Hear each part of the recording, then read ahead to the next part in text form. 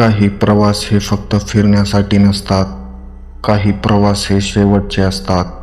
ही गोष्ट आहे त्या 5 मित्रांची, जे पावना लेकवरून परतले तर खरे, पण कोणाशिवाय तरी आणि कोणामध्ये तरी. पावना तलाव, लोणावळ्याच्या डोंगरात लपलेला, दिवसा सुंदर आणि रात्री अतिशय शांत असलेलं ठिकाण. लोक म्हणतात, पाणी शांत असलं की मन शांत होतं, पण काही पाणी असंही असतं जे शांत दिसतं आणि आत काहीतरी साठवत राहतं. ही गोष्ट आहे 5 मित्रांची. रोहन, सिद्धार्थ, प्रणव, ओंकार आणि मिहीर. ऑफिसचा ताण, शहराचा गोंगाट आणि मोबाईलपासून थोडा ब्रेक घ्यायचा म्हणून रोहनने पावना लेकला कॅम्पिंगचा प्लॅन केला होता. कुणालाही फार विचार करायला वेळ मिळाला नाही, कारण पावना लेक म्हणजे निसर्ग, शांतता आणि सुरक्षित जागा असं सगळ्यांचंच मत होतं. शुक्रवारी संध्याकाळी ते पावना लेकच्या आतल्या रस्त्यावर शिरले, तसं रस्त्याचं रुंदपण कमी होत गेलं. मोबाईलचा नेटवर्क हळूहळू गायब झाला आणि आजूबाजूचं वातावरण अचानक वेगळंच वाटायला लागलं. दोन्ही बाजूंना उभे असलेले काळसर डोंगर, मध्येच लागलेली शेती आणि दूरवर दिसणारं पाण्याचं स्थिर पसरलेलं रूप, सगळं काही शांत होतं, पण ती शांतता जरा जड वाटत होती. गाडी जिथे थांबली तिथे समोर पावना तलाव होता. सूर्य मावळत होता आणि पाण्यावर केशरी रंगाची छटा उमटत होती. त्या क्षणी ते दृश्य सुंदर वाटत होतं, पण मिहीरच्या मनात नकळत एक विचार डोकावला. इथे संध्याकाळ खूप लवकर गडद होते. ते पाण्यापासून थोड्या अंतरावर टेंट लावायला लागले. माती ओलसर होती. पाण्याचा थंड वास हवेत मिसळलेला होता आणि मध्येच एखाद्या पक्ष्याचा आवाज येत होता. सगळं अगदी नैसर्गिक होतं, पण मिहीर वारंवार तलावाकडे पाहत राहिला, जणू पाण्याच्या आत काहीतरी हलतंय का हे तपासत होता. रात्री शेकोटी पेटली, गप्पा सुरू झाल्या, हसणं वाढलं आणि काही वेळ सगळं अगदी नॉर्मल वाटायला लागलं. सिद्धार्थ कॅमेऱ्याने फोटो काढत होता, ओंकार गाणी म्हणत होता आणि प्रणव शांतपणे आग सांभाळत होता. फक्त मिहीरच थोडा गप्प होता आणि कुणाच्या लक्षात न येता त्याने 2दा पाण्याकडे पाहून नजर वळवली. रात्र वाढत गेली तसं वारा अचानक थांबला. आगीचा आवाज सोडला तर आजूबाजूला पूर्ण शांतता पसरली. तेव्हाच पाण्यावर हलकीशी लाट उमटली, अगदी सरळ रेषेत, जसं कुणीतरी पाण्यातून चालत येत असावं. कुणी दगड टाकला नव्हता, वारा नव्हता, तरीही ती हालचाल स्पष्ट दिसत होती. सगळ्यांनी ते पाहिलं, पण कुणी काही बोललं नाही. रोहनने लगेच स्वतःला समजावलं की तलावात मासे असतील किंवा एखादी नैसर्गिक हालचाल असेल. सगळ्यांनी ते मान्य केलं, कारण त्या क्षणी कुणालाच भीतीचा विचार करायचा नव्हता. झोपायची वेळ झाली आणि सगळे टेंटमध्ये गेले. मध्यरात्री मिहीरची झोप तुटली. बाहेर पूर्ण अंधार होता आणि त्या अंधारात त्याला ओल्या मातीवरून चालण्याचा अतिशय हळू आवाज ऐकू आला. तो आवाज तलावाकडून येत होता आणि हळूहळू टेंट जवळ येत असल्यासारखा वाटत होता. मिहीरने श्वास रोखून ऐकलं. आवाज थांबला टेंटच्या अगदी बाहेर आणि त्या क्षणी टेंटच्या कापडावरून ओल्या हाताचा ठसा उमटल्यासारखा त्याला दिसला. त्याच्यासोबत पाण्याचा थंड वास आत पसरला. तेव्हा अगदी कुजबुजेसारखा जवळचा आवाज त्याच्या कानावर पडला, "आलास का?" आणि त्या प्रश्नाने मिहीरला कळून चुकलं, ही रात्रही थांबणार नाही. मिहीर अक्षरशः दचकून उठला. हृदय इतकं जोरात धडधडत होतं की क्षणभर त्याला वाटलं सगळ्यांना ऐकू जाईल. बाहेर पूर्ण शांतता होती. तो आवाज जणू स्वप्नातला होता. "आलास का?" कुजबुज इतकी जवळची होती की शब्द नव्हे, थेट श्वास कानावर आदळल्यासारखा वाटला. तो टेंटच्या कापडाकडे पाहत राहिला. ओल्या हाताचा ठसा आता दिसत नव्हता. पाण्याचा वासही हळूहळू कमी होत गेला. काही सेकंदाने त्याने धीर एकवटून जीभ थोडीशी उघडली. बाहेर अंधार होता, पण कुणीही नव्हतं. पावना तलाव मात्र अगदी शांत, न हलता तसाच पडून होता. कदाचित भास असेल. तो स्वतःलाच पुटपुटला आणि पुन्हा झोपायचा प्रयत्न केला, पण डोळे मिटले तरी मन जागच होतं. सकाळ झाली तसं वातावरण पुन्हा बदललं. सूर्य वर आला, पक्ष्यांचे आवाज सुरू झाले आणि रात्रीचा तो भारलेला अंधार जणू नाहीसाच झाला. सगळे मित्र उठले, गप्पा सुरू झाल्या.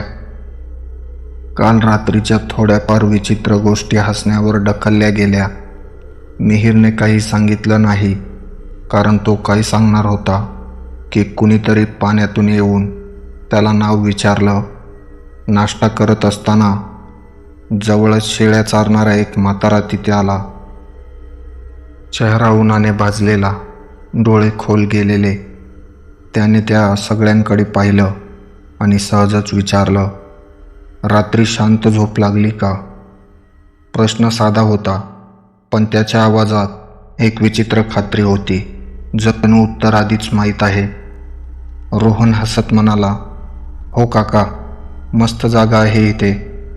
म्हातारा क्षणभर पावना तलावाकडे पाहत राहिला, मग हळू आवाजात म्हणाला, पाणी शांत असलं तरी रात्री त्याच्यावर विश्वास ठेवू नका. ते ऐकून सगळे गप्प झाले. मिहिरच्या अंगावर पुन्हा काटा आला. म्हातारा पुढे काही बोलला नाही.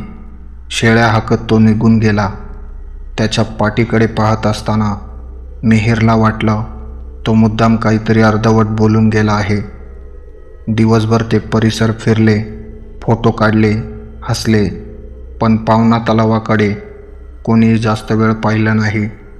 संध्याकाळी परत टेंटजवळ आले तेव्हा मिहिरला एक गोष्ट जाणवली. काल जिथे टेंटच्या बाहेर ओलसर माती होती, तिथे पायांचे हलके ठसे दिसत होते. पाण्याकडून टेंटकडे येणारे. हे बघा, तो म्हणणारच होता, पण रोहन आधीच बोलला, अरे यार, लोक येत असतील, बोटीवाले, गावकरी, सोड ना. मिहिर गप्प झाला, कारण त्या ठशांमध्ये बोटाचे ठसे नव्हते, नुसते पायाचे होते. रात्री पुन्हा शेकोटी पेटली, पण आज गप्पा कमी होत्या. आज सगळे जरा जास्त शांत होते. आगीच्या प्रकाशात पावना तलाव काळा दिसत होता, जणू प्रकाश गिळून टाकत होता. तेव्हाच प्रणव अचानक म्हणाला, काल रात्री कुणाला पाण्याचा आवाज ऐकू आला का? सगळ्यांचे चेहरे बदलले. ओंकार हसण्याचा प्रयत्न करत म्हणाला, अरे वेड लागले का तुला? पण मिहिर काही बोलला नाही. त्याने फक्त तलावाकडे पाहिलं आणि त्या क्षणी पाण्याच्या पृष्ठभागावर एक गोलाकार हालचाल झाली. मग अजून एक, जणू कुणीतरी आतून वर यायचा प्रयत्न करत आहे. आणि त्याच वेळी वाऱ्याबरोबर एक हलका आवाज त्यांच्या कानावर आला, आज तरी थांबा.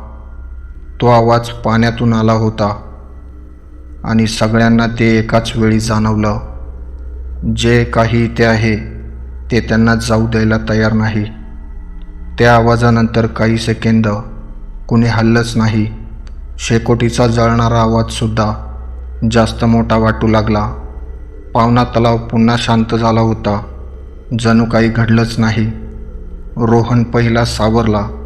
तो सरळ उभा राहिला आणि म्हणाला, बस झालं, उद्या सकाळीच निघायचं. आज कुणीही विरोध केला नाही. रात्री मात्र झोप कुणालाच लागली नाही. मध्यरात्री सुमारास सिद्धार्थ अचानक उठून बसला. त्याचा कॅमेरा टेंटमध्येच होता. तो हळूच म्हणाला, मी काहीतरी शूट केलंय. काल रात्री सगळे त्याच्याकडे वळले. त्याने कॅमेरा चालू केला. व्हिडिओ रात्रीच्या अंधारातला होता. सुरुवातीला काहीच दिसत नव्हतं. मग हळूहळू फ्रेममध्ये पाण्याच्या काठावर एक पांढरट आकृती उमटली. ती आकृती पाण्यात उभी होती. केस ओले, चेहरा स्पष्ट दिसत नव्हता, पण ती हालत नव्हती, फक्त कॅमेऱ्याकडे पाहत होती.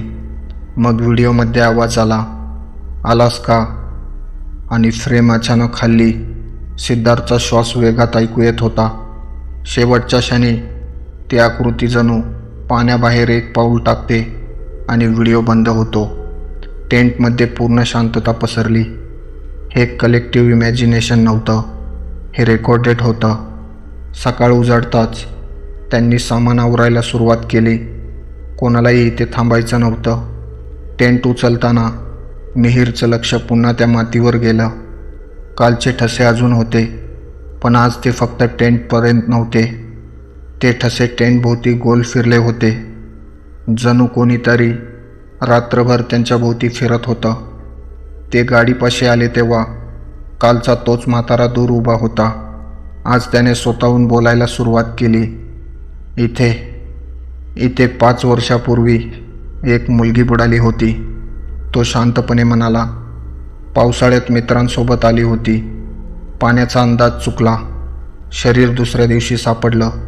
पण म्हणतात ती शेवटपर्यंत कोणाचा तरी हात पकडायचा प्रयत्न करत होती. मिहीरच्या अंगावर शहारा आला. म्हातारा पुढे म्हणाला, लोक म्हणतात ती अजूनही कोणाला तरी शोधते, जो तिला शेवटचा सोडून गेला. रोहनने काहीच उत्तर दिलं नाही. त्याने फक्त गाडी सुरू केली. ते तिथून निघून गेले. पावना तलाव मागे राहिला. सूर्य वर आला होता. सगळं पुन्हा सुंदर दिसत होतं, जसं काही घडलंच नाही. 2 दिवसांनी सिद्धार्थने तो व्हिडिओ परत उघडला. तो फ्रेम बाय फ्रेम पाहू लागला. त्या पांढऱ्या आकृतीकडे नीट पाहताना त्याचं रक्त गोठलं. ती आकृती कॅमेऱ्याकडे पाहत नव्हती, ती कॅमेऱ्याच्या बाजूला उभ्या असलेल्या व्यक्तीकडे पाहत होती. सिद्धार्थने व्हिडिओ पॉज केला. फ्रेमच्या कोपऱ्यात अगदी अस्पष्ट पाण्यात उभ्या त्या मुलीच्या समोर कोणीतरी आणखी दिसत होतं. पुरुषाची सावली, ओले कपडे आणि तो चेहरा मिहीरसारखा. त्यांनी परतल्यापासून मिहीर खूप शांत झाला होता. फोन उचलत नव्हता, बाहेर पडत नव्हता. त्या रात्री सिद्धार्थने त्याला कॉल केला. फोन लागला. दुसऱ्या बाजूला काही सेकंद शांतता, मग अगदी हलका ओला श्वास आणि एक परिचित कुजबूज.